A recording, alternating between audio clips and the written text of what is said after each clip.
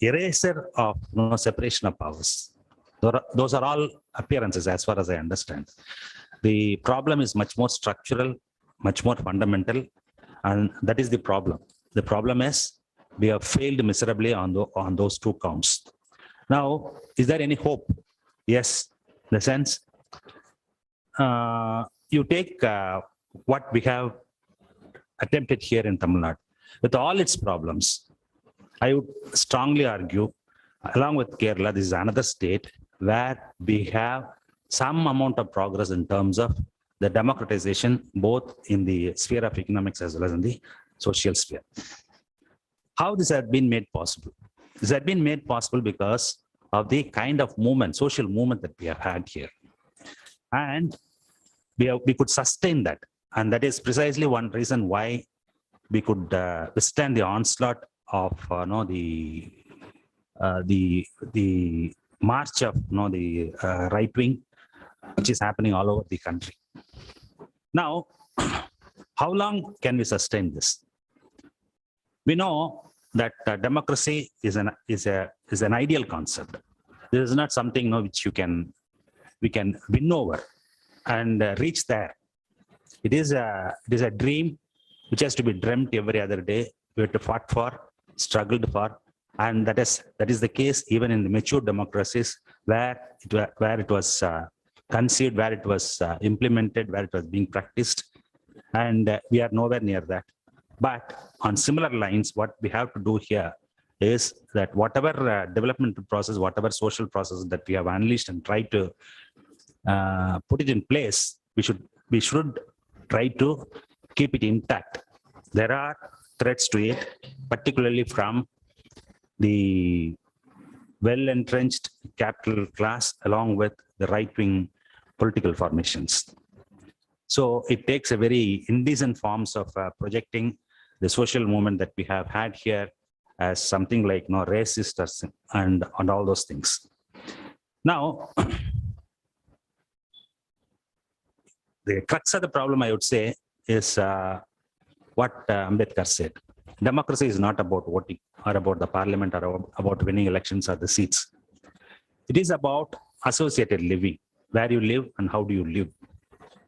And what the right wing has done to this country is they have made life miserable. They have seen to that the fraternity is destroyed and is getting destroyed every other day through one means or other. And we haven't allowed it to happen here so far. But we have to be very conscious of that we should never allow them to enter our space. And I don't know how successful we could be. And for that to happen, we need to strengthen our ideological foundations. We need to propagate it. We need to sustain it. Unless we do that, we can't stop the destruction of the fraternity that we have built up over a time. And that is the most important hour of the need. That is at one level. At another level,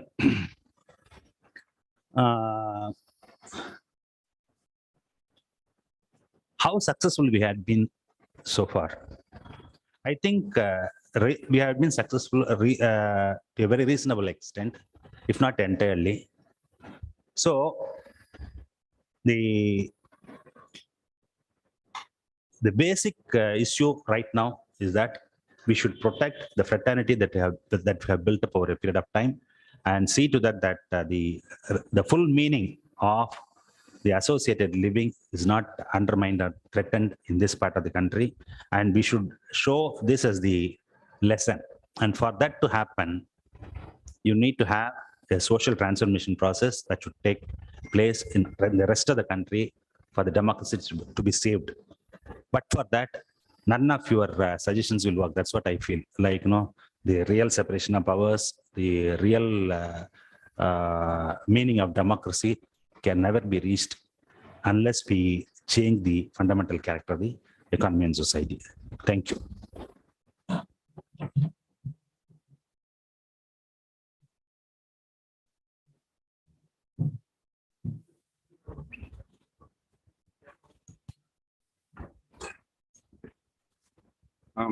Good evening. I thank Mr. Chatterjee for his views.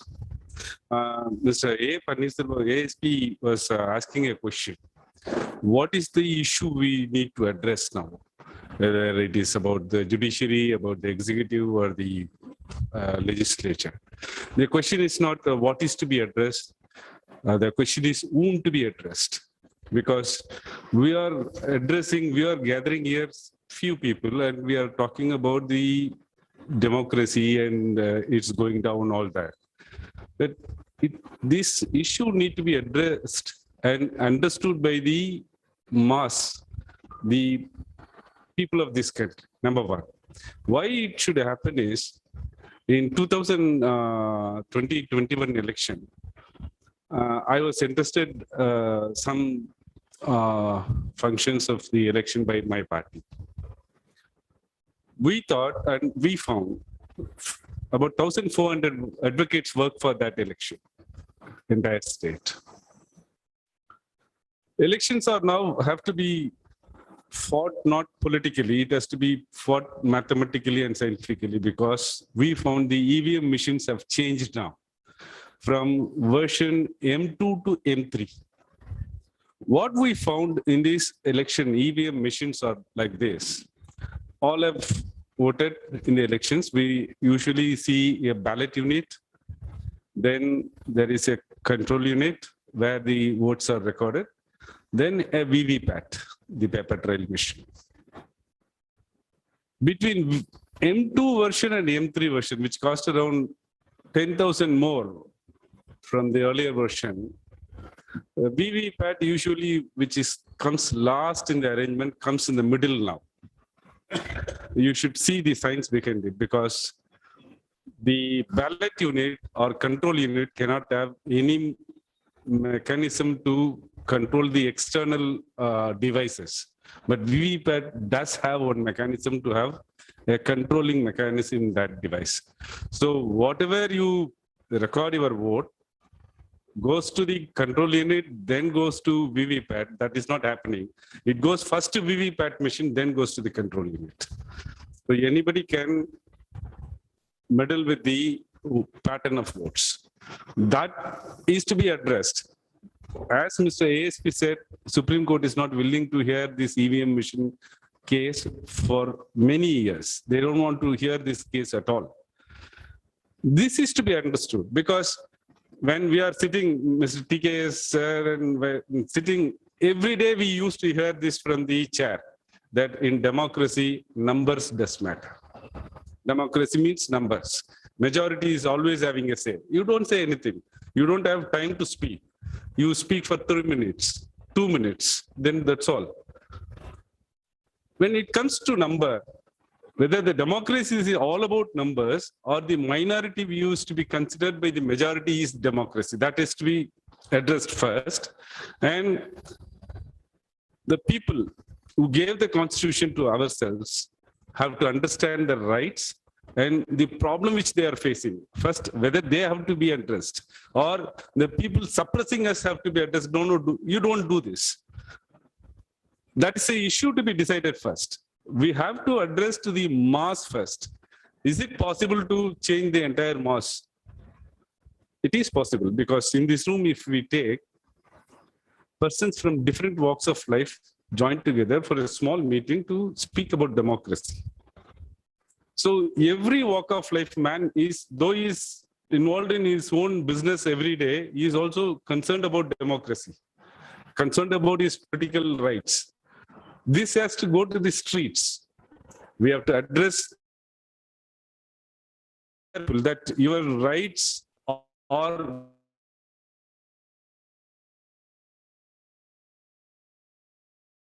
being compromised, and money machine can change any government structure.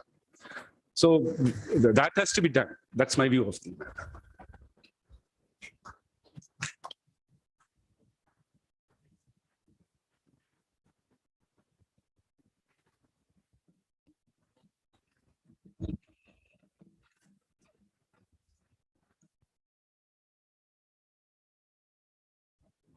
Thank you, my dear friends. We were talking about states. We were talking about democracy. In 1947, I think only 4 areas were ruled directly by the British people. One, in the south of Vindhyas, there was Madras Presidency. Then there was Hyderabad, separate Travancore, and separate Mysore. These were not directly ruled by the British government. They had kings and they were submissive to the British. They were adjusting with the British government.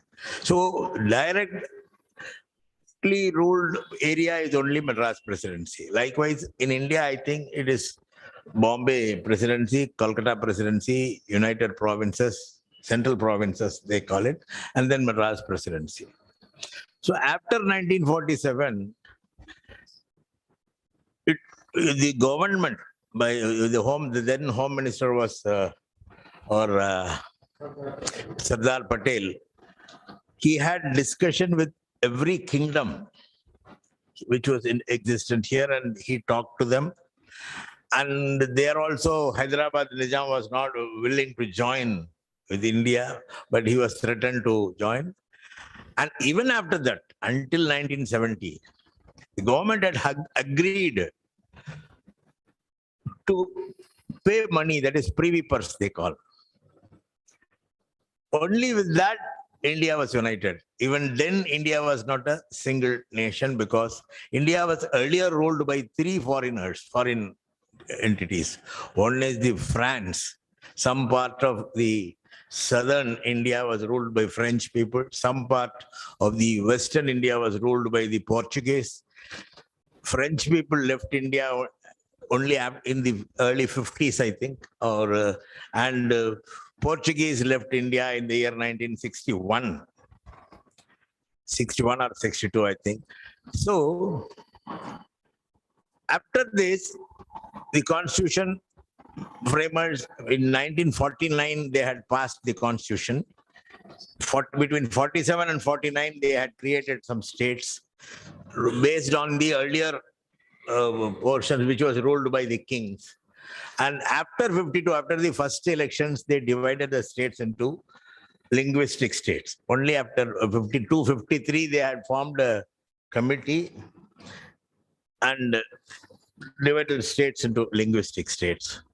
So the question of states, India shall be a union of states, that is Bharat shall be a union of states, is based on the earlier states which was in existence before the linguistic states came.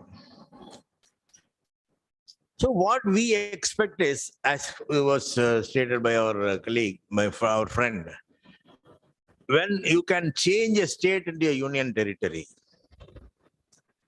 the concept of union of states slowly will vanish. That is what he was mentioning.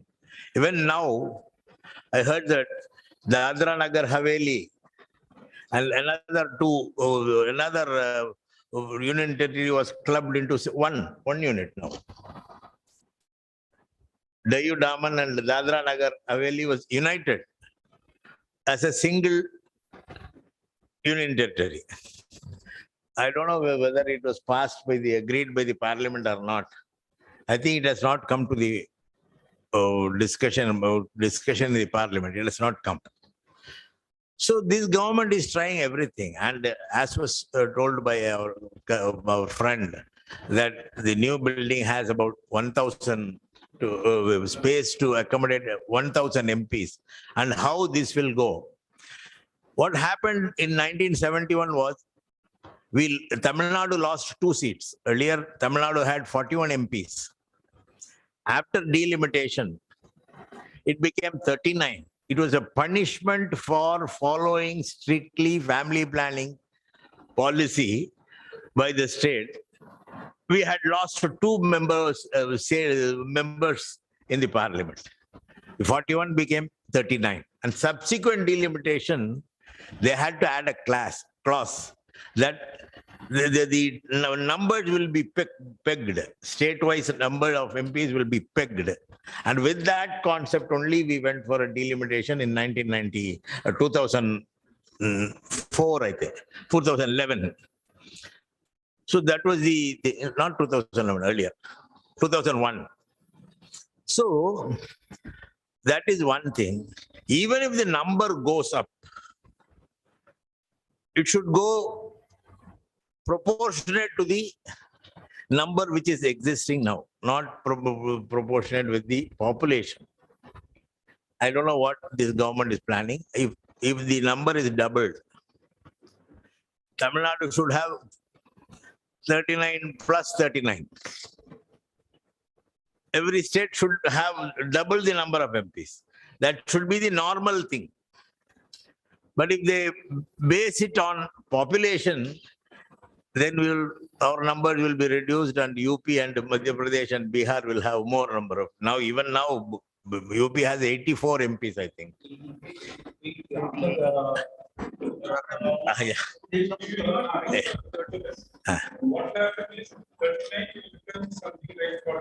No, whatever it is. What I say, 100. Yes. I'm not. I'm just quoting. If the number of seats are doubled,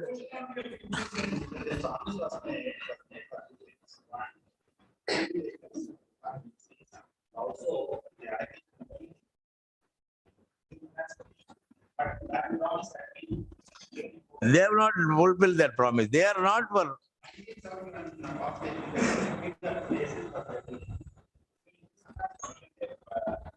They are not giving. Even earlier, because of GST, the performing states, the manufacturing states are affected because tax is collected by the buyer state or the seller state, not the manufacturer state. So our revenue, Tamil Nadu is a manufacturing state. So we are suffering because of that. Secondly, I must now, with the present situation of this government's attempt to go for a religious nationalism and all other things, I think how I must think of three senior leaders of this country who did something which we were against and we were talking ill about them. One was Jinnah, who wanted to get out of these people, to form his own country and take away the Muslims, to protect the Muslims. Second was Ambedkar, who told that don't continue with Hinduism, all go to Buddhism. And third person is Periyar, who said Independence Day is the saddest day in my life. So they might have thought all these things. They had thought of all these things. Someday somebody will come with this religious concept and put pressure on the people. The religion in a democracy, in a civilized period, the only role of the government is to provide socio-economic security to its citizens. See, in monarchy, the king and the subjects. King is there, the people are his subjects, not citizens. In a democracy, the country and its citizens. They don't talk about the ruler. The country and its citizens. In a monarchy, it is the king and his subjects. So we are citizens because we form our own government. We elect our own government. And based on the promises they give. They did not give any promise. What this government has been doing for the past 8 years, they have not promised in their manifesto. Simple thing is, this morning we were discussing about the role of the governor. A governor is an executive head for whatever it is. But a governor cannot take up the legislative power. Even the president cannot take up the legislative power. Legislative power rests only with the legislature or parliament. Even the president, he can bring an ordinance. That ordinance has to be passed by the parliament, otherwise, after a certain period, it will lapse. Even the chief minister or prime minister cannot take up, the cabinet cannot take up the legislative powers. But a governor in Kashmir had taken up the legislative power against the constitutional provisions and recommended recommended the removal of Article 370. It's a funny thing. What Constitution says is that a resolution should be passed by the Kashmiri Parliament. They call Kashmir Parliament. Parliament. If the Kashmir Parliament wishes, Article 370 be revoked. That is what the provision, the Constitution says. But a governor who is an administrative head, who has no legislative power, takes up the legislative power in the absence of an elected assembly. He says that we can, I will allow withdrawal of Article 370. Then the government says, based on the recommendation of the governor, they have abrogated Article 370 and they have made Kashmir as two states, two union territories. How can a governor take up legislative powers, even when the president cannot do that? That is what is happening today. That is the danger to the Constitution. What Article 25 says, fundamental right. In any constitution, a fundamental right is the area or the portion which protects the citizens from the government. That is that section is there to protect the citizens from their government. I have certain rights. This is my fundamental right. The government has cannot meddle with that. What Article 25 says? Freedom of conscience, freedom of religion. What is freedom of conscience?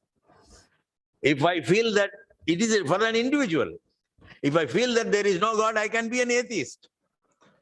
If I feel that Shiva is my God, I can go to Shiva temple. If I feel that Buddha is my God, I can follow Buddha. If I feel that somebody else, I can follow that. That is freedom of conscience and freedom of religion. But this government says that this is a Hindu country. Who said that this is a Hindu country?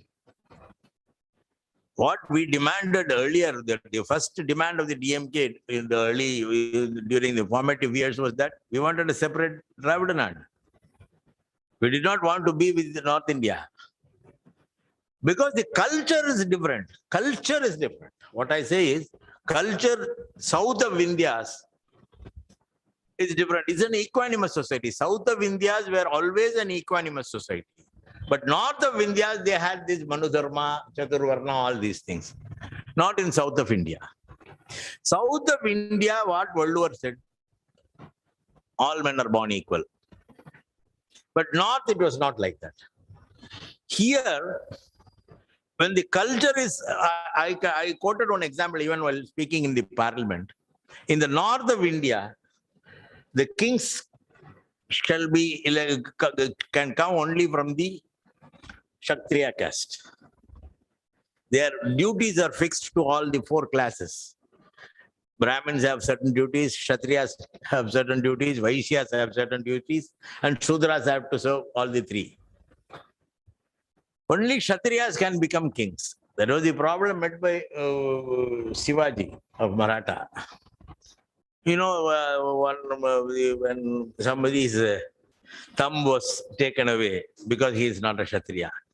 But here in Chera, Sola, Pandya and Pallava kingdoms for 2000 years, we have not seen any Kshatriya alone can become king. That rule was not here in the south because Manudharma is not applicable, nor was not practiced in the south. It is an equanimous society. Huh? All republics. All independent nations. All independent nations. 4 independent nations. There were 4 independent nations. There were Guptas, Mauryas, Magadhas and Marathas. Of course, after that, Muslims came. All that is there. But they were all independent. India was not a single country. India was never a single country until 1947. As I said, even until 1961. We had these Portuguese were continuing to rule one portion of India. So the practice of south of Vindhyas is equanimity. The practice north of Vindhyas is Manudharma. Manudharma has no role in the south of Vindhyas. And most of this place, when Tirukural was written, there was only Tamil, one language. The word Dravida means, nobody knows what the word Dravida means. Dravida means it's a Sanskrit word. Tramila.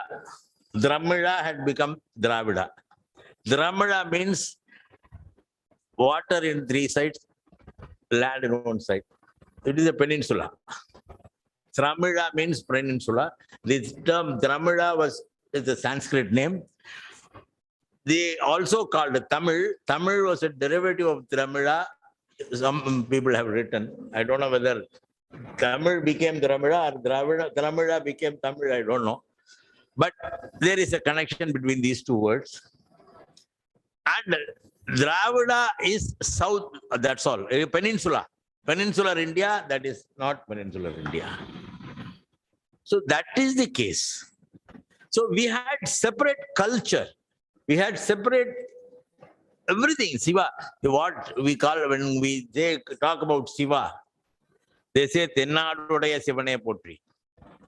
Lord of South India is Shiva. So we had separate culture. We had equanimity. Society was equanimous society. Anybody who is powerful, who can rule the country, who is capable of ruling the country, can become king. Unlike in the north, where only Kshatriyas can become kings. So now, when we merge, we want to live as an Indian, but we cannot be guided or forced to accept Manu Dharma. We cannot do that because it is not our practice. So what we say is the role of any democratically elected democratic government is that to provide socio-economic security to its citizens, not interfering with the private life like religion, like weddings, like divorces. They cannot have these personal laws. They are against the practice by each class, each society. A Muslim can have his own system. A Hindu can, if I can go to any temple. I cannot be guided by the government as to go to this temple or that temple. It is not the role of the government. We are not electing the government to say what I should eat, how I should dress, and which God I should follow. This is not the role of the government. So this government is trying everything to spoil the present constitutional provisions and do damage to that, which, as was earlier said by everybody, that it is for the people to get ready to see that they are not affected. Thank you. See, running short of time. The later interventions, I would like it to be slightly brief. Next is Dilip Mandal, please.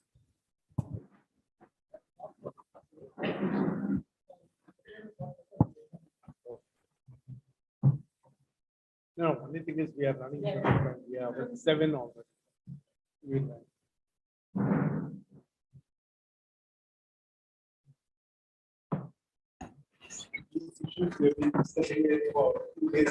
Yeah. Yes. So thank you for organizing and thank you for having me. So I am taking this debate from where Garga has triggered some questions, and it was more in form of inquiries, not in form of answers. And calculation of the importance of two different paradigms, that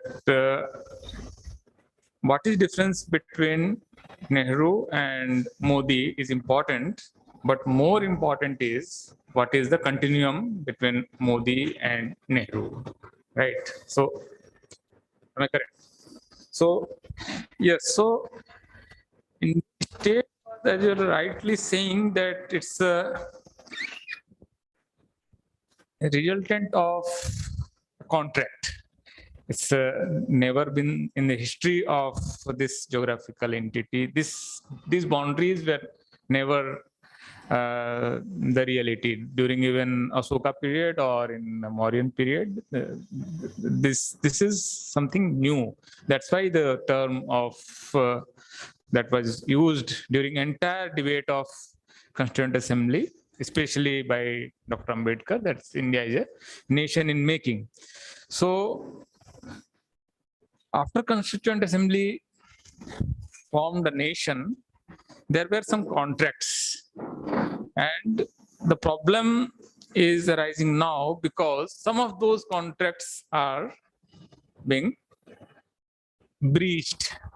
And that is the cause of anxiety. That is the cause of this whole debate that we are discussing about those breach in contracts. As APS was rightly saying that democracy functions through institutions, and some of the institutions are not delivering what they should actually deliver, like, or even Seema Chishti was talking about those institutions, judiciary, even legislature, and media also, they are not doing what they're supposed to do. So this is the cause of anxiety. And in that famous speech of Dr. Ambedkar of 25th November 1949, when he was talking about the contradictions, we are entering into the era of contradictions. So he was talking about a threat to Indian nation, and he was talking that that threat will come from the below, who were at the disadvantaged position, they will revolt. So he was talking about the disruption coming from especially lower caste and lower class. So these are the contradictions he was talking about. So now the problem is, in 2022, if we see the history of last 30 years, most of the discontents are coming from those stratas of society who are benefited during this post-1947 period. If we see even this 1974 JP movement, or even this Aam Aadmi Party, or this Nirbhaya, all these disruptions are led by those classes, or even anti-Mandal protest. These are the big protests, or even Mandir movement. If you take top 5 big mass movements in India, those were led by Indian middle classes and upper castes. So the disruption is coming not from the underclass, but rather from the upper class and upper caste. And with that, actually, what was supposed to be delivered through Indian constitution or through Indian nation was not delivered to the underclass. Some of the things are, it's not that nothing has been delivered. Some of the things are all obviously delivered. So I think the underclass is not sufficiently asking for more. I think this is one of the problems. This they maybe because of the idea of karmic Hindutva, the theory of karma and rebirth and all that is ingrained in Indian idea and Indian ideology. So that can be one of the reasons. I don't know. We don't have any empirical data to prove that because of that, the underclasses are not sufficiently impatient. Puhazh talked about why we don't have any history of any revolt from the underclass, and he talked about how this issue of graded inequality and why this is formed, this Indian society is formed in a way that those solidarities, to achieve those solidarities, are not easy. So his prescription, or rather his diagnosis, is India is not country of revolts or rebellions because of these fractures. So anyways, so these are the some of the basic structural and processual issues. But now, as I was talking about, that some of the contracts are now breaking, especially the contracts with the Muslims.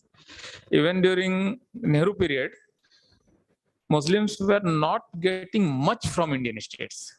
After almost 50 or 60 years of Congress rule, as such a commission report told us that Muslims were hardly there in government jobs, or they are hardly getting any bank loans. So, but still, the situation has now changed that Indian state is not overtly saying, almost overtly saying that you are not part of the nation. Almost, it's not, these are the words, but so that was the contract was that, no, okay, fine, we are not giving you much, or we will not give you much, but still we consider you as part of a nation, of this nation. And the promise was to give some sort of security and safety, though that was breached. If you can remember the riots of 60s and 70s, that those times riots were going on since for 15 or 20 days, and in nearly 4,000 people died. So it's not that, but still that veil, that some sort of what we call in Hindi parda, that has gone. Gloves are now off. So these contracts with states, that those contracts with minorities, after 2014, those contracts are not, this government is not taking care to even say that we will honor those contracts. I think the problem is there. And if that is the case, then this crisis may deepen. This may get worse because of how BJP is doing the statecraft and all that. And till BJP has this North Indian Hindi geographical entity in their kitty, it's quite difficult to break the hegemony of BJP, and that is the problem. So whatever we have to think, like, look, what is the status of, if you just make a collage of different states, entire South India, other than Karnataka, and large part of East India, they are out of the BJP domain almost. So from West Bengal to Orissa to this Andhra Pradesh, Telangana to Tamil Nadu to Andhra to Kerala, and even Karnataka BJP is not that BJP, despite this hijab and all this. That is Lingayat BJP, more like something else. So even Maharashtra is now not in their kitty. So the resistance or the hegemony of BJP has to be broken in North India, and there the problem lies. What to do with this? This is the, I think we should think about, and why this has happened. We may diagnose that, and this is the problem area, I think. So let's think about that, and we can still talk about why this happened, why BJP is getting almost entire North India Hindi-speaking belt, and if they are continue with this idea of Hindustan, and have those around 250 to 300 seats in Hindi belt, then they may allow this non-Hindi belt to remain like this. They may not interfere in this spaces. It's not necessarily that they will disrupt these states. So even that equilibrium is not good, because at least in terms of policies and distribution of revenues and all that, they will still cause many disruptions. So I don't have any prescription how this will be achieved or what should be done. But this is my diagnosis of the problem. Thank you.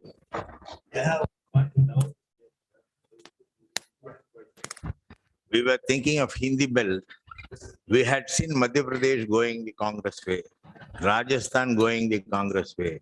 In Bihar, RJD has come up like anything almost there. In UP, this election, about 69 seats, the difference between the SP and BJP was between 50 and 2,000 votes. A mere 50 and 2,000 votes, the difference in 69 constituencies. If the Congress had aligned with the SP and said that we will take 75 or 80 seats, you take the remaining, you rule the state. We will talk terms when the parliament election comes, we can even share 50-50, like that kind of an arrangement. I think this 69 seats would have gone the SP way. That is Congress and BSP, SP, all the three parties were fighting against BJP. If Congress and SP had come to an understanding with Congress taking lesser share in the seats and allowing SP to form the government, there was a chance that SP would have formed the government. In Madhya Pradesh, Kamal Nath, see, that was, I don't want to go into their politics, Congress politics, but generally, if Jyotiradittya Scindia was made the chief minister, I think the government would have survived. And here it is a fight between Siddaramaiah and the chief minister. But he managed to retain. So these three states where Congress had won, they lost 2 seats because of infight. That is also has to be taken into consideration. But I am talking about the Hindi belt where Madhya Pradesh, Congress had won, Rajasthan, Congress had won, Bihar, there was a great rise with a more number of seats were gained. They say that only because of the seats given to Congress, they had lost, otherwise they would have won. And what is the other Hindi-speaking state is Jharkhand, Uttarakhand and all. Yeah. Yeah. So, not even Hindi belt had supported BJP fully. What they gained earlier, this time they could not gain. But it should be made use of by the opposition parties. Sir, one question. This is, since we are running out of time, one key question which is coming to my mind is the experience of 1969. 1969, when Mrs. Gandhi came up with the candidate of V.V. Giri, that was a most defining point, because that V.V. Giri's candidate is the one which shifted the leadership to her fully. She managed to defeat the old guard only by getting a president of her choice. And that happened with the Electoral College. And now after the UP election, what we see is that the Electoral College is not favoring the BJP. And just because the television studios are not actually doing a proper number crunching about the Electoral College, where the number of states which have gone against the BJP, for instance, Tamil Nadu. Tamil Nadu, it's a huge DMK government has come in, therefore the Electoral College is not favoring them. Therefore, there is a huge shift in the Electoral College and this Electoral College calculation. And if we look at the 1969 experiment, there is a huge possibility.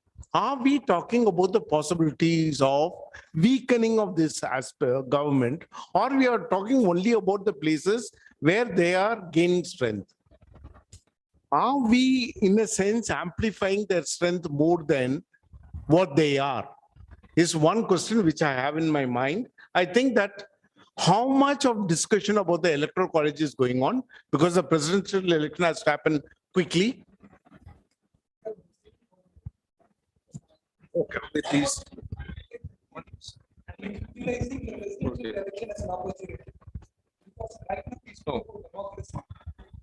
It is dangerous. We are in danger, and it's a too short period to find out how to stop this.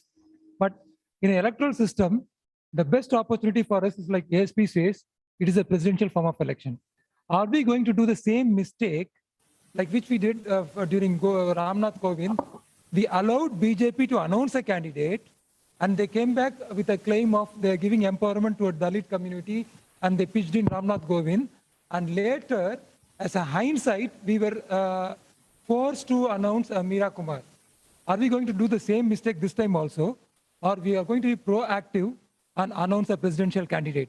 On the 370 issues and all those things, whatever we talk, I mean, my suggestion is it possible for the opposition to project Farooq Abdullah as a candidate?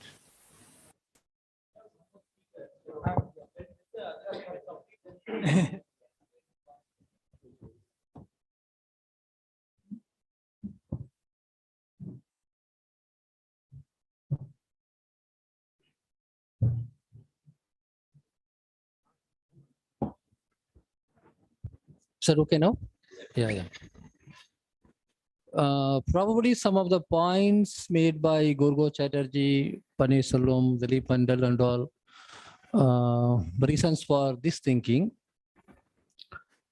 Sometimes we analyze more on the existing systems as if they are given or granted for many years. We need to see everything from the historical point of view as well. Sometimes we say that Indian democracy is younger. This Indian democracy was not a product of an event like French Revolution. It's a kind of colonial and post-colonial development. And this Republican form of government and parliamentary democracy, everything. I was thinking from different perspectives when we analyze the Asian societies. In almost most of the Asian countries like India, Iran, Turkey, China, to a certain extent even Russia, we do not have a long history of democratic revolution or changes in these societies. We got everything only as systems, electoral systems or election management and everything. When India formed as a republic, it was considered as a multilingual country or multilingual nation or union of states, whatever be the name. There was no dominant nationality in India. If you compare with China, Russia, even Turkey, in China, the Han nationality has more than 90% of the population. That was the biggest nationality in China. In the People's Republic of China, is nothing but the rule of Han nationality. And Russia, similarly, Russian nationality, and Turkey, in a way, whatever be the changes made during the Ataturk, that's a continuation of Ottoman Empire. So in India, it is structurally multilingual, or we can even say multinational country, but still there was no dominant nationality at that time of formation of this republic. What I'm seeing today from some historical context, we see an emergence of a dominant nationality in India. It's a project in making, or as they call it, it's a nation in making. Today, this cover story, the special issue of Outlook, it's all about the language issues in which Garga Chatterjee and myself have written some articles. Hindustan. So this project of Hindustan is in making for many centuries, many decades. You can call it Hindia, you can call it Hindustan, not the Persian word Hindustan, but the Sanskrit word Hindustan, or whatever be the name, even Aryavarta. This Hindi nationality in the Ganges plain in Uttar Pradesh, part of probably almost all the states neighboring Uttar Pradesh, to a certain extent with the money power of Rajasthan and Gujarat, or what we used to say the north in the Dravidian sense. Sometimes the North includes the West also. When you say Brahmin Baniya supremacy or domination, the Baniya mostly coming from the Gujarat and Rajasthan, not from the Uttar Pradesh or Bihar. And Bengal was never been part of our North. So I used to say political North and political South. So this political North is basically a land of modern day Hindustan or Hindia is now taking place. The agenda is re-establishing a new Varnashrama Dharma based rule. And RSS, as its dreams coming fulfilling in those regions, and they want to treat all the states or nationalities in India only as the colonies of the newly emerging Hindustan state or Hindustan nationality. Please do not worry about the words like state, provinces, and all. Those are both political and administrative thing. But ideologically, the Hindustan or Hindia, Bharat are all Aryavarta. So this new class in Delhi is clearly dividing India not only in terms of religion, also in terms of language and everything. The current push of Hindi and non-Hindi thing is nothing to do with the actual working class of the Hindi region or non-Hindi region. Probably the working class of Hindi region will also become part of this agenda because they are the most important beneficiary of this thing. Almost in all non-Hindi states. I think even calling non-Hindi state is not the proper thing, but I am calling only because of some understanding. So if the central government and the public sector organizations in all non-Hindi states is filled by the people from the political north or the Hindi area, they are also part of this thing. So what we have to understand today, this is my, it's not my solution or it's not my conclusion. I just think from the footsteps of Periyar and Anna, nothing else. We are seeing a new big nationality is emerging. This Hindi as a language is less than 200 years of history. So pre-colonial, they do not have any time to set up this area as a new nation. After they decided to make Hindi as the Indian national symbol or Indian national identity, but probably from the beginning of 20th century. This project has started. Congress or BJP or any party is only simply following the footsteps of those things. So they wanted to make a Hindustan in which the Uttar Pradesh is taking care of the bunch of the area, and the political leadership will come from them, and the economic leadership or economic strength will come from Rajasthan and Gujarat, the Baniya thing. And now they are actually thinking about giving power to the Kshatriya classes as the local ruler, and Yogi Adityanath is the first among such project. The Modi Amit Shah is not. Modi and Amit Shah is actually representatives of Baniya class. So the Brahmin, Baniya, Kshatriya rule in which the Shudras and Panjamas will be the working class. NEP is all about it. Everything Hindutva is all about it. Everything that we are discussing is nothing but re-emergence of the old Aryavarta politics, because that is what RSS is preaching, or that is what RSS is saying for a long time. Did they hide anything from you? Is Golwalkar hiding anything from you in the bunch of thoughts? They were very clear about it. They want to build a Hindu Rashtra. In that Hindu Rashtra or Hindi Rashtra, they never consider you as equal. When did they consider? They don't even, see, this is very clear. Just like China, just like Russia, just like Turkey, a new empire is making. It's a new kind of empire. Today, if you see the real, one of the major or the real causes of Russian-Ukraine conflict, it's nothing to do with the NATO and all. The old Russian mindset, in minds of Putin, doesn't recognize Ukraine as a nation. They don't want to recognize Ukraine as a separate nationality. They want to rebuild the old Russian Empire. The minds of Erdogan in Turkey is nothing but continuation of Ottoman Empire. Same thing with China. Xi Jinping is not the communist leader or modern leader like Deng Xiaoping. He wants to establish the old Belt and Road Initiative, in which China be the middle of the kingdom, middle of the world. The same new imperial mindset has already taken place in the minds of our rulers today, and they are building one Hindustan and making all the linguistic nationalities of Indian subcontinent as their subservient nations or the colonies. So Tamil Nadu or Bengal will be the markets for that empire. We can supply our human resource. We can buy their product. In the front page of Outlook is about these things, but they are not endorsing this, obviously. It's all about the linguistic things. And the back page is about the advertisement from the Patanjali. This is a modern Hindustan.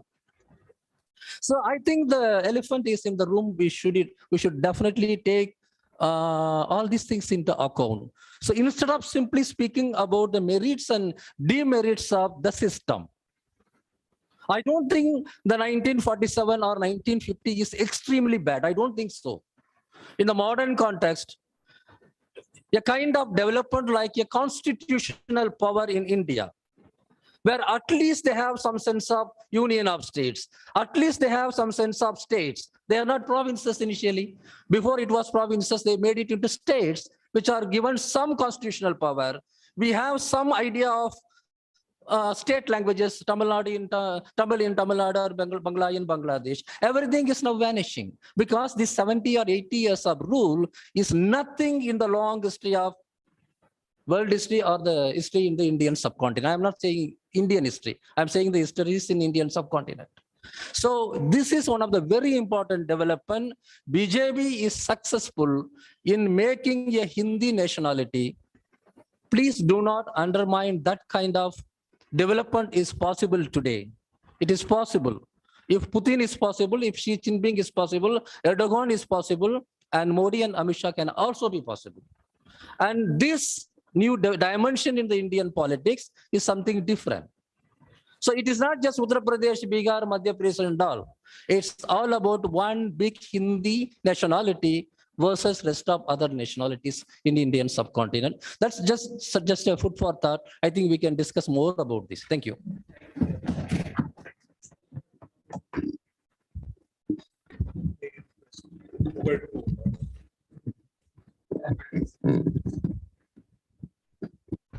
So, I would just like to play the devil's role here with respect to federalism and center-state relation. In any quasi-federal structure, the tension between the states and center is not new. Likewise, the onslaught on democratic principles or democratic rights are also not new. As we always discuss, India, that is Bharat, is a union of states. The concept of India came into existence based on some sovereign contractual negotiations and promises given to the states. Some of the promises are like Article 370 or secularism, and maybe respecting the culture, respecting the language, etc.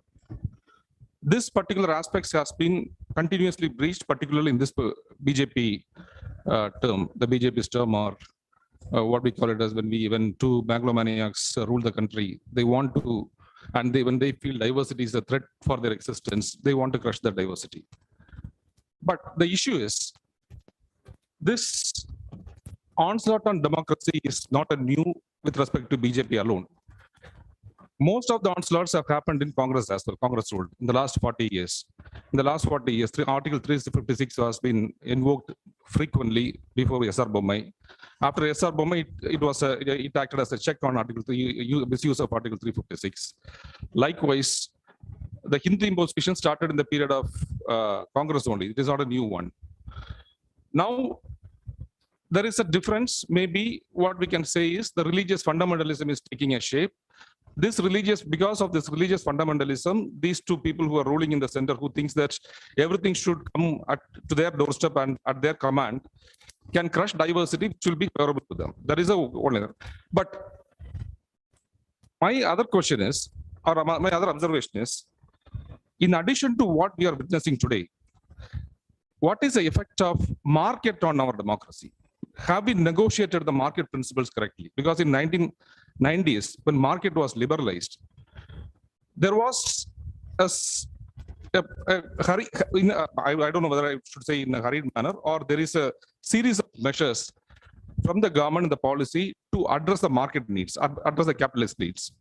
Institutions are created like national law schools or maybe Indian Institute of Managements, where students were not imparted training on their basic rights, but imparted training how to sit and work in a corporate environment.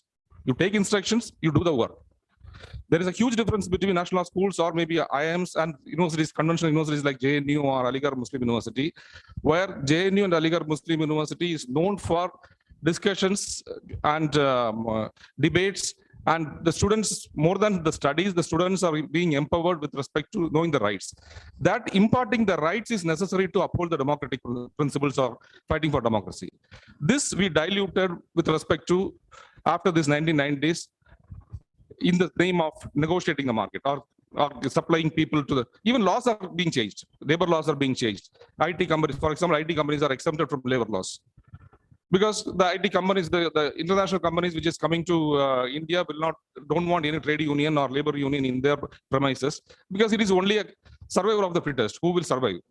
So the issue is this notion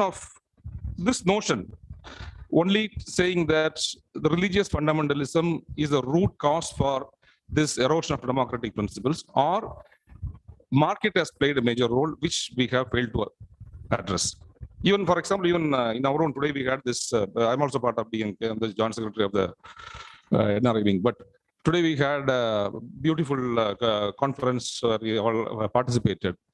But how far we have gone to the campuses? We may do conferences. Have we gone to the campuses like Left SFI or other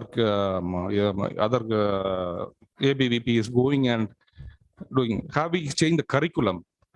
We say, for example, the social justice principles, the women's ancestral rights were given by Dr. Karnan in the 1989 first time. How many law students will know it? Or even the law faculties don't know it. So have we changed the curriculum to take care of these democratic principles? Without doing this, can we just superficially just talk always from 1950s to even today with respect to the constitution, and BJP is doing this onslaught? That's it.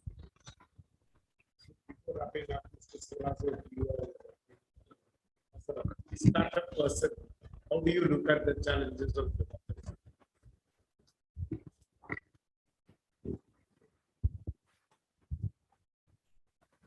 Yeah, so thank you. I just want to listen to all these eminent personalities. Maybe being a person who is heading the startup and innovation mission, like again, in every other new development, area of development, again, when it comes to the policies of the government of India, they're not considering the states, and everything is centralized. And even when I took over just two and a half months, 3 months back, and none of the schemes, there are 30 plus agencies in the government of India, which is supporting the new age entrepreneurship, and none of the schemes, none of the policies are direct or rooted through the state government. So when I asked the Niti Aayog, the Planning Commission members, and they said that is your responsibility to go and talk to each and every institution. They're very clear that we don't want to put up a rule that these organizations' policies or frameworks or whatever their implementation schemes should come through, because if there is a small rule by Niti Aayog that all the schemes should be routed through state government, then it's very easy for us at least not to have the money, but also to have a more impact. We may have, because there are a number of universities, number of colleges, number of institutions are getting the funds. Even we are not aware who is getting what. So this is one small example. Maybe I'm not expert in the other socio-political or other economic subjects. I don't want to talk on that. But this one small, because the startup and innovation missions are given, very high importance, and there are a lot of funds are allocated from the budgets of every government, even in this state government, we have got some 200 plus crores of money from the state government itself. The union government allocates a lot of funds, but again, like I mean, whatever you spoke on a broader perspective, it percolates to one particular area where one small area where I'm in charge of for the state. We have no connection, and that every institution, every student who is coming out of the colleges, they feel that only union government is doing something around the job development or entrepreneurship development, and state government is doing nothing. And purposefully, so though I'm holding a government position now, maybe I have no hesitation in staying. We have all say, for example, there is a ranking framework. So Tamil Nadu is ranked 19th as far as the new age entrepreneurship is concerned. And even in a funny way, Karnataka, Bangalore is one of the largest or one of the important locations or regions in the world startup ecosystem, where every world research organizations say that they fall under they come the top 25, top 30 in the world ranking. But the our union government has made Karnataka as the fourth thing, and the first is Gujarat. So this is the state of affairs, even in a new age thing is itself. And we don't know, even for that, we have to fight that, where Karnataka is going, and Karnataka is again ruled by the same government. So this is the thing. And this is the, practically, these things are, disturbing. And the major problem I see is that, our youth are getting or misinformed that, the state is not functioning well, or because we are positioned at 19, so the government is not considering about new age entrepreneurship or innovation or technology or this stuff. The reality is very, very much different. So we have to take something very strong kind of a propagation now, where Tamil Nadu stands. So this year, we are going to do a lot of these such propagational initiatives. Part of our thing that where Tamil Nadu stands in the new age. This is something maybe out of track, but still somewhat aligning. Yeah. With Garga's short observation, we'll wrap up, because we have been discussing these issues of democracy, empowerment, citizenship, everything over the last 2 days. We'll wrap it up with this. Yeah. So I'll just address 2 points which you raised. One was the role of the markets, and if you look at the pre-liberalization or pre-1990 and post. So if you look at the language, region, caste composition in the pre and the post, it has not changed much. Commodities market, just that internal tenders have become, they have also now moved into larger expanse of FMCGs. Okay, that's in post-liberalization period. In terms of union government tenders, the same sort of companies owned by the same sort of people. There has not been a sea change in the nature. There may be change in the name of the company, but if you look at the large super family from which it comes from, that hasn't really changed. I'll give you a. But there is also now, there's a side comprador, that's kind of old-fashioned word, but a link with a lot of amount of capital that is coming in. And I'll give you an example of NHAI, okay, National Highway. So this build, operate and transfer scheme, right? And we are all paying every time we're going, okay, and we're putting that thing. So even in terms of how much money a state pays and how much revenue, how much people of a state pay or people operating in that state pay, and how much roads are allocated to that state, you will find, for example, Uttarakhand and West Bengal are given the same amount of road, okay, allocation. Bengal pays about 4 times more in terms of revenue, okay. And what's more important, none of this collection spots, they don't go to locals largely. But not only that, these are then bunched out, and very recently the Singapore-based entity Cube which had gotten it. Then they sold it to a Canada-based company, which is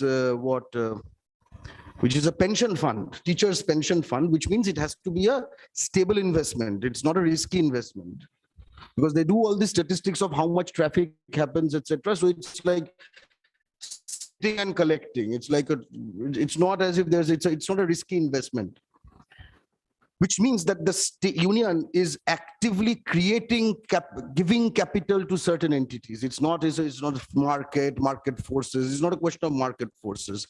It's the amount of large tenders. So you have a large entity with all these Canada, Singapore, they helping prop up, and then they have their own Bihar, UP, IAS who would decide that the tender size will be this big, so this number of people cannot compete. So those people will compete. So this disjuncture of market forces, it's going through the same sort of people. And it's also interesting when you're talking about why don't we do this, etc., and why doesn't the state, what the state has done. It's not a counter question to you, but when you talked about where ideas will be discussed, etc., all you came up with were union government institutions, IIMs, IITs, AMU, JNU, and what's interesting about the central university or union funded institutions is, let's take these institutions, they'll talk about class, they'll talk about caste, they'll talk about gender, they'll talk about religion, they'll talk about region only in terms of human rights, AFSPA, Kashmir, Nagaland, but not what we were discussing, not the first line of the Indian Constitution. And that, I think, union institutions are made for exactly that kind of exclusion. For example, in JNU, when a person from UP and a person from Tamil Nadu comes, the way they are transformed are not the same. You know what I mean? We cannot compare JNU, institutions like JNU or AMU with IIMs of the national schools. JNU or AMU is not instituted for facing the market forces, whereas national schools or IIMs are mainly constituted to cater the needs of the market. I understand. What I'm trying to say is, pre-1990 the generation and post-1990 the generation.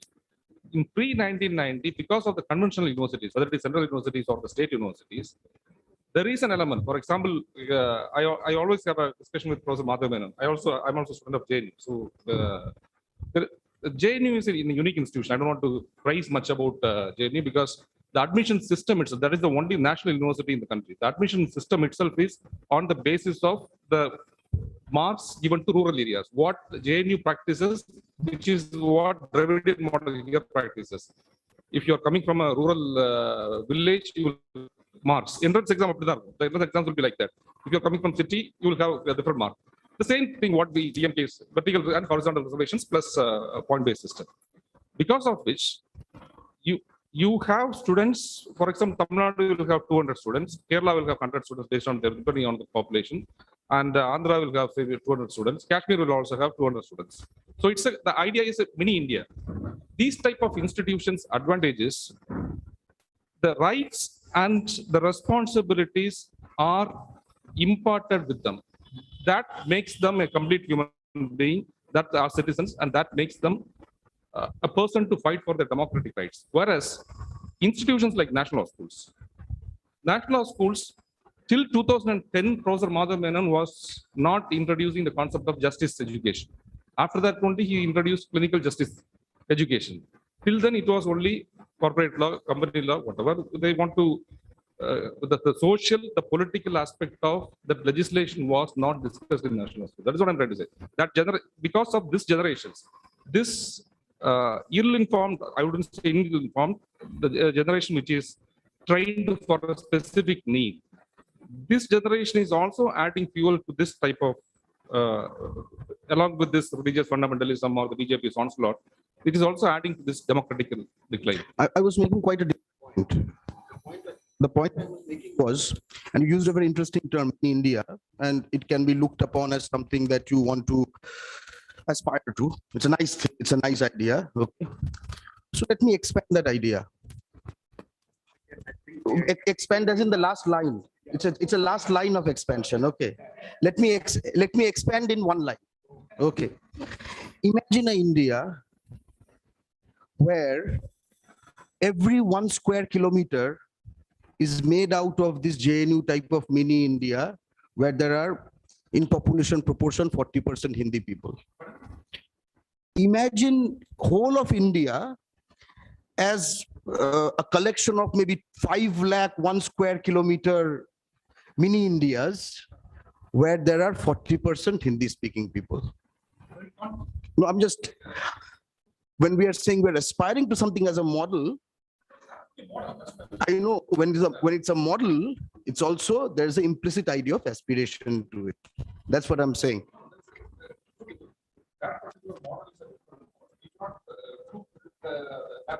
Do we even want it? That's another question.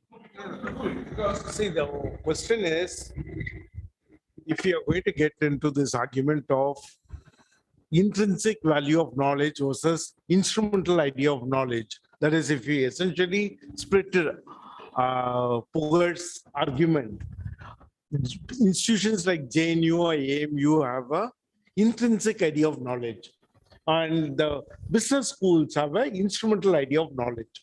And I think that division is there in almost every aspect. That's the reason we think about social sciences versus administrative sciences. Therefore, let's not, no, 1 second, therefore that part, let's not even conflict, because, no, 1 second. Yeah, therefore, when you're coming to the largest superstructure, the problem here is democratic deficit. And this democratic deficit, can we actually superimpose it into this idea of intrinsic knowledge versus instrumental knowledge? That is the key question. We did it all through our lives without Delhi controlled institutions. That's all.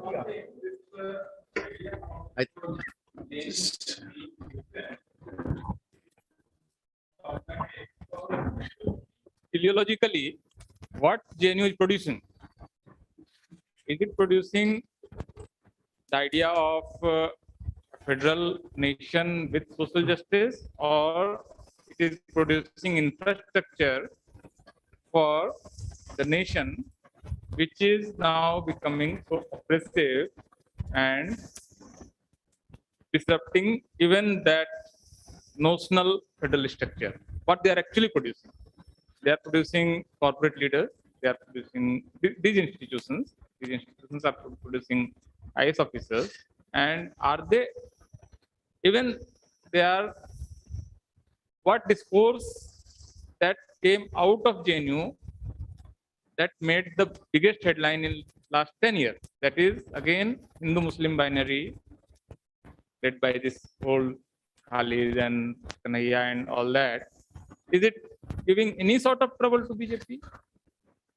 Is it not the same idea and ideology? Problem is, as a journalist, I have a problem with the type of hold-all terminologies. Primarily because I come from a state called Tamil Nadu, where my empirical data gives me a completely different idea. For instance, caste-based voting. There is a constituency called Mailadurai, which has a maximum amount of 1 year. And 1 year had never won from that constituency. How am I going to understand that? If I'm going to look at JNU, is it for me Rumila Thapar or Puhazh, or is it Nirmala Sitharaman? Okay, now the moment we start using specifics and not umbrella terms, then it gets much more layered and complicated. And one of the reasons to keep the idea of democracy alive is to keep the details alive and not to get into an umbrella terms, because umbrella terms tend to conflict a lot of issues. The way Jaishankar is JNU, Nirmala Sitharaman is JNU, Rumila Thapar is JNU, Puhazh is JNU. Now what is JNU? G. Parsardi is JNU. And G. Parsardi Was he an administrator? Yeah, but no, Prakash, Sita. Prakash. Yeah, later, mostly from MCC. Okay. Now the key question is, that's what, how are we going to look at it? Are we going to use it as a umbrella terms? I think this old terminology conflicts issues. And if we want to talk about democracy, I think the key issue is to retain the space for dialogue. If we want to retain the space for dialogue, I think we should step one step behind and not to use umbrella terminologies.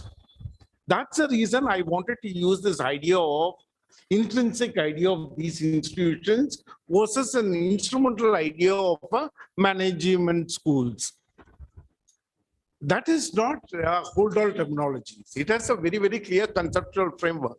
I think we can use conceptual framework, but I think the moment we get into a hold-all terminologies, we will get into some sort of difficult dead end where we might not be able to find answers because we are grappling with a difficult reality. And a difficult reality, first thing is, can we move away from rhetorical flourish and get into difficult, messy data where one data contradicts the other? That is our reality. Our reality is full of messy data. How can we deal with this messy reality to retain the space for democracy? That's what, therefore, when Puhazh was saying it, my idea went into this aspect. It was not looking at a specific institution which was part of a particular period's privilege. But for Mrs. Gandhi coming back to power, JNU would not have come into existence. And Mrs. Gandhi, without inviting GP to come back from US to become the first vice chancellor, we would not have. See, that itself is a big story. JNU is the first major university where the first vice chancellor was not taken from academia. She said that all of you are major scholars. The moment I am going to make any one of you the vice chancellor, you will be make it a vice university for that discipline. If it is going to be Rumila, it might become history. If it is going to be Sukadev Chakravarti, it will become economics. Therefore, she brought in somebody like G. Patsardi, who was outside, to make this university a center for various disciplines. To make that, to enable that, it had a particular imagination. Therefore, we can't wish away all these imagination. And these are, the thing is, when the BJP is undermining certain institutions, are we also going to join the same bandwagon to undermine? What are the institutions BJP is undermining? One is academia. And the second is journalism. They call prostitutes. Okay. Now, if we have to think in terms of creating democratic spaces, what is going to be our language?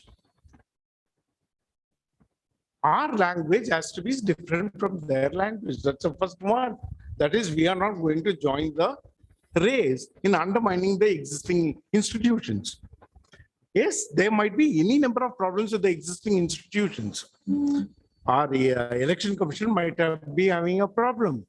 Our judiciary might be having a problem. But we also genuinely want these institutions to have certain amount of independence. We want our media to have certain amount of independence, certain amount of autonomy. Therefore, that's the reason my argument is slightly different, but I don't think we'll be able to resolve it in one evening.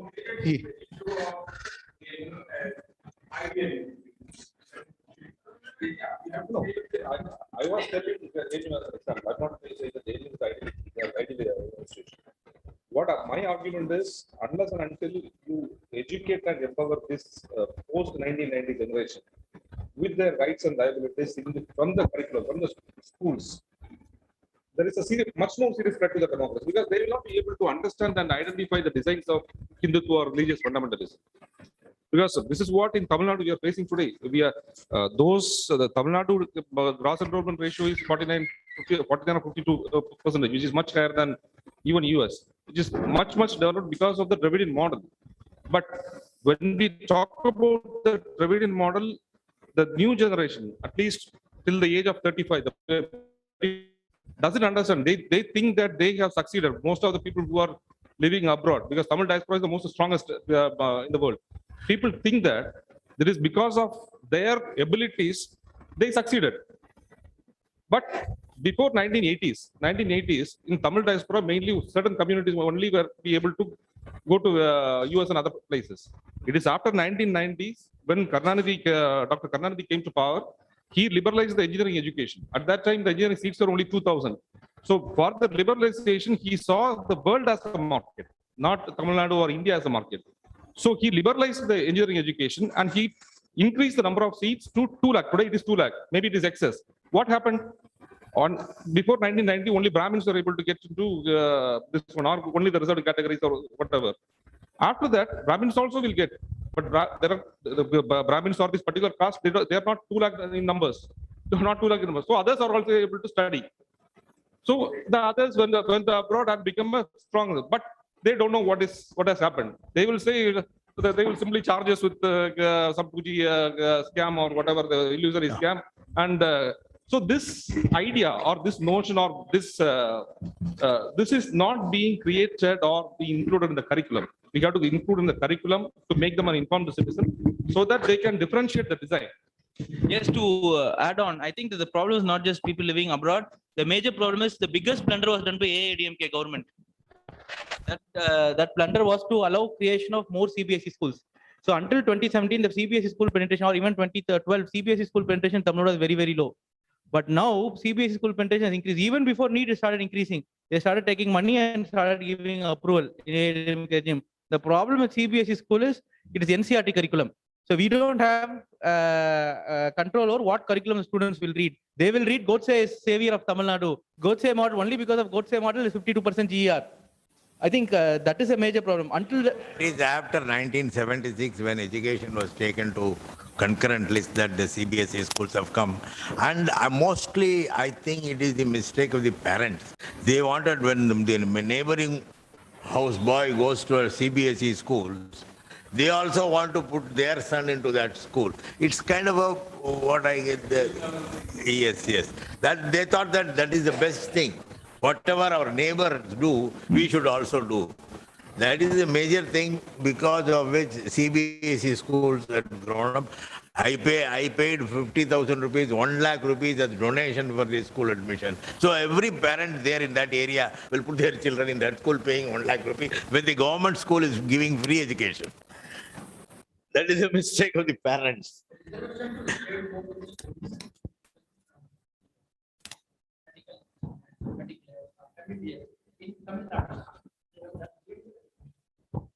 Increases enrollment in government schools. Exactly. But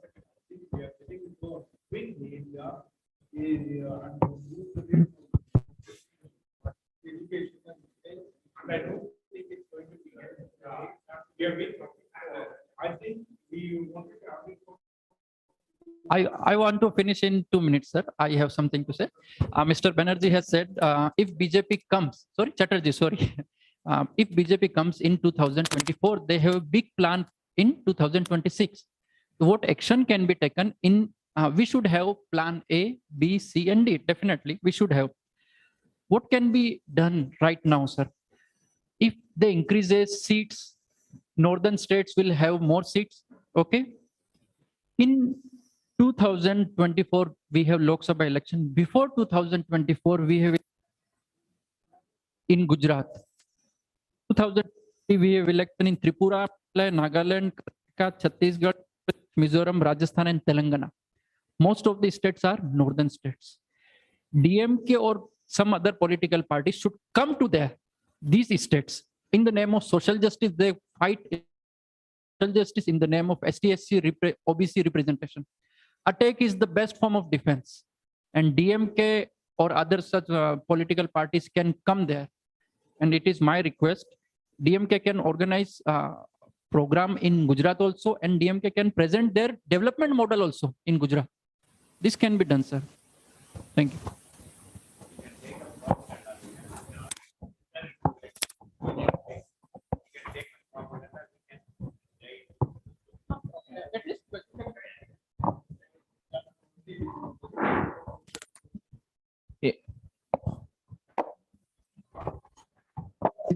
So I think this was our first TPF physical meeting. It was a grand success.